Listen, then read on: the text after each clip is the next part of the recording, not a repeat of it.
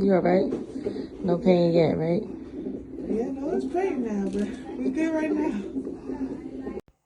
Okay, so this is when I first got to the hospital. Basically, they checked my cervix and I was just 2 centimeters dilated.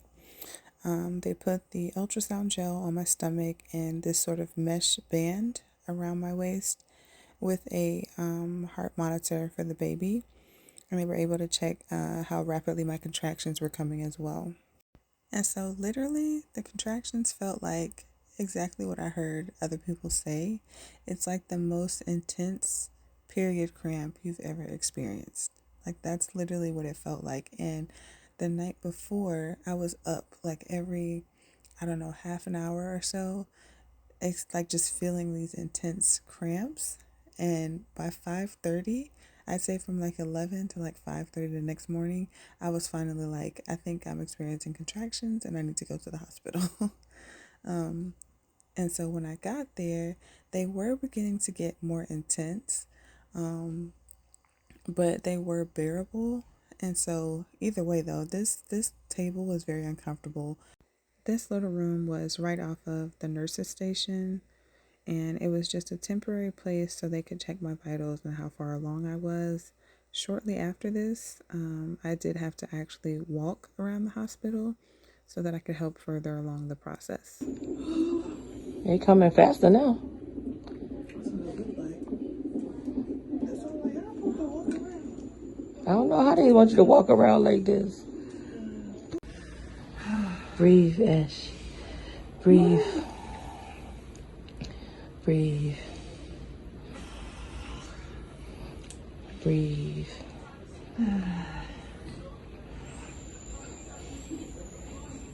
Okay, so again, guys, at this point, the contractions were getting a bit more intense. You can read my face and kind of tell.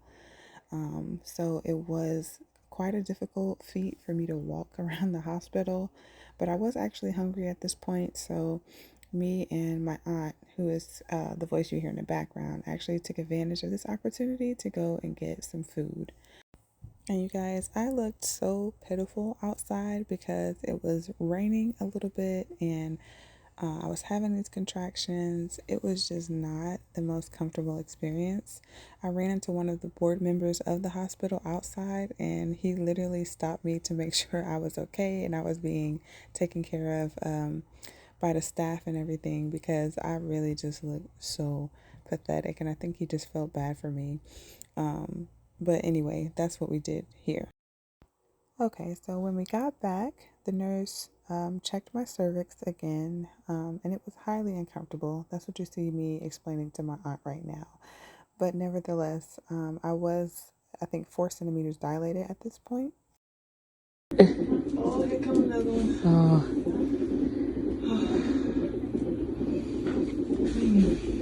breathe.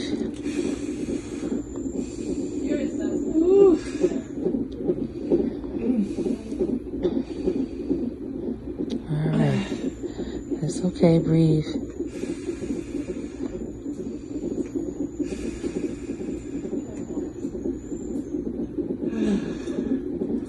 They don't come very long. They come strong. Oh.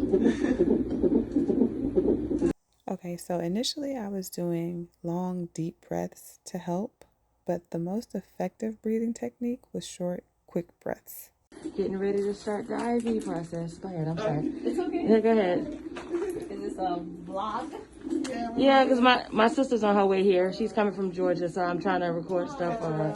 When would she get here? What time? Do you have an idea? Like 4 o'clock, 5 o'clock in the afternoon. No, baby. Okay. I know, right? I thought it was like 4 o'clock in the morning. No, she got it.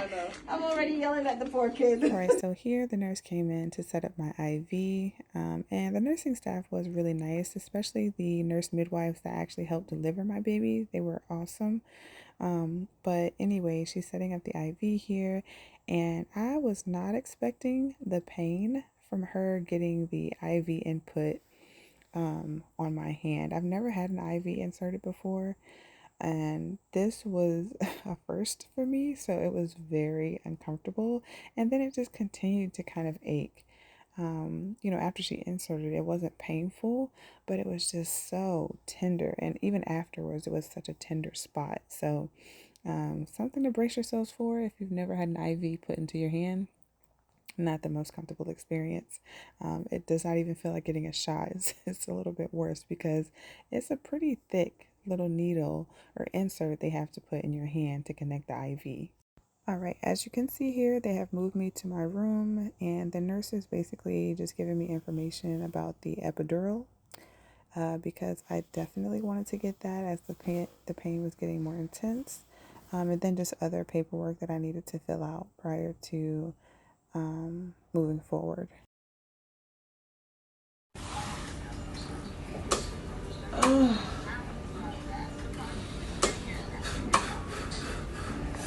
Breathe. Breathe. Breathe. Think. Breathe. It's gonna be worth it, baby. Breathe. Okay, at this point, you guys, they did bring me some food, some hot tea, and like a full entree, which I was surprised because I was under the impression that you couldn't eat like a full meal when you were about to give birth.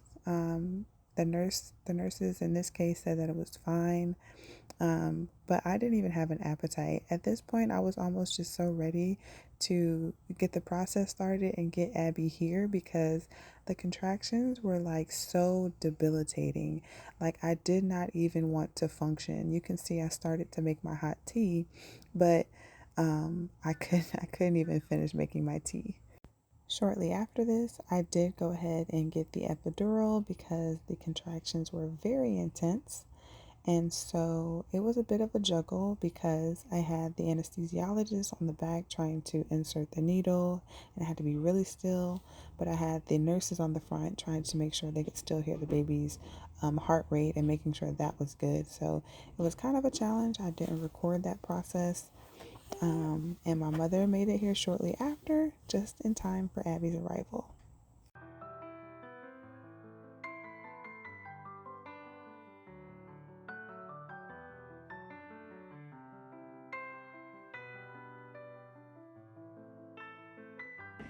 Abby, come on, baby girl.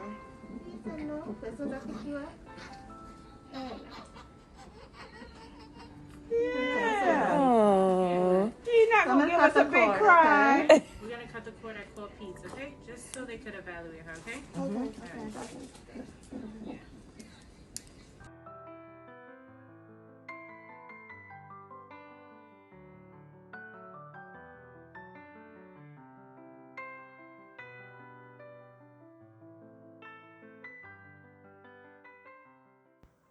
Okay, guys, as far as the actual delivery process, it was actually pretty easy.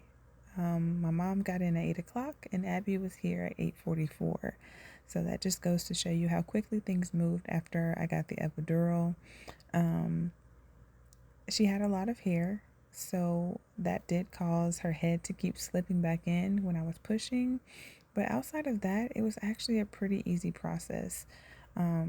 We did skin to skin immediately after she was born, but because of a little fluid buildup in her throat, they did have to take her away for a moment to just clear out any blockage because she didn't give like a loud outcry immediately.